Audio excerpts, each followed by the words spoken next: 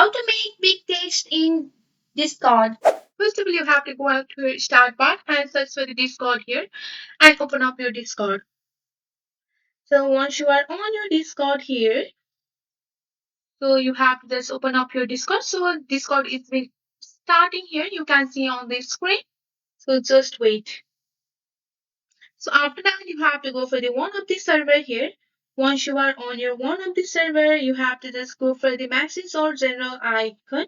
And to write the biggest style of a type, you have to go for the hashtag. Just type the hashtag here. Be sure to include the space between the hashtag and the text that you want to make the big. So here you can see that and go for the enter option and go for the enter option here. So here you can see that you have successfully made the big text in Discord. So you have to make sure that you have to include the space between the hashtag and the text that you want to make the big. So go and space and write something.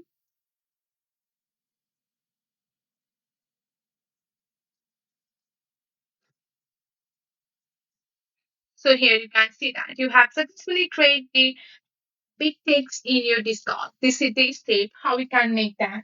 That's it for today. If you like this video, please hit that like button and subscribe for more. I will see you in the